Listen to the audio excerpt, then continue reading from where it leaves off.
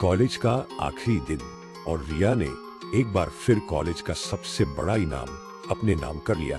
लेकिन मीरा के दिल में जीत की खुशी नहीं बल्कि जलन की आग जल रही थी। वह रिया की कामयाबी को बर्दाश्त नहीं कर पा रही। अपनी जलन को शांत करने के लिए मीरा एक ऐसे रास्ते पर निकल पड़ी जहां से वापस आना मुमकिन नहीं था। उसने एक पुराने तांत्रिक से संपर्क किया।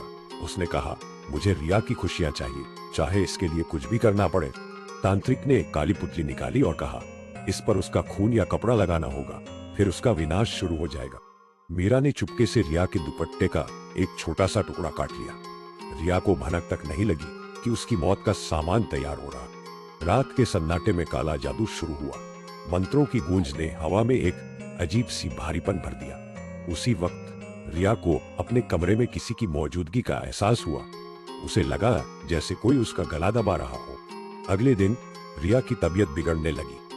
उसकी याददाश्त और ध्यान सब कुछ खत्म होता जा रहा था। परीक्षा के दौरान रिया एक शब्द भी नहीं लिख पाई। मीरा अपनी जीत पर अंदर ही अंदर मुस्कुरा रही थी। रिया को आईने में अपना चेहरा किसी लाश जैसा दिखने लगा। उसे समझ नहीं आ रहा था कि उसके साथ क्या हो रहा।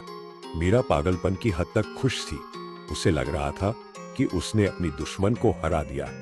रिया की हालत इतनी खराब हो गई कि उसे अस्पताल ले जाना पड़ा।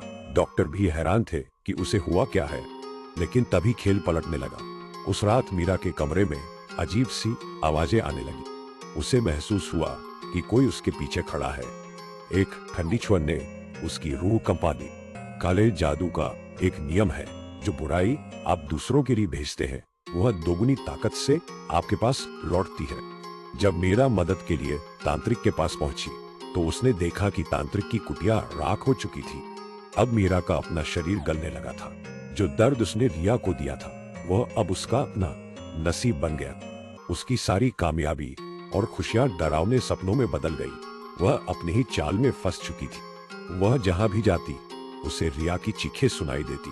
उसे लगने लगा कि वह पागल हो रही है। उस काली पुतली ने अब मीरा की आत्मा पर कब्जा करना शुरू कर दिया था। हैरानी की बात थी कि जैसे जैसे मीरा की हालत बिगड़ी, रिया धीरे धीरे ठीक होने लगी। मीरा ने खुद को कमरे में बंद कर लिया था। अंदर से सिर्फ उसके रोने और गिड़गिड़ाने की आवाजें आ रही थी। शक्ति जो उसने तबाही के लिए बुलाई थी अब उसी को खत्म करने के लिए सामने खड़ी थी। उसने चिल्लाने की कोशिश की पर उसकी आवाज मर चुकी थी। जलन ने उसे पूरी तरह निगल लिया था। अगले दिन मीरा कहीं नहीं मिली। वह जैसे हवा में गायब हो गई थी।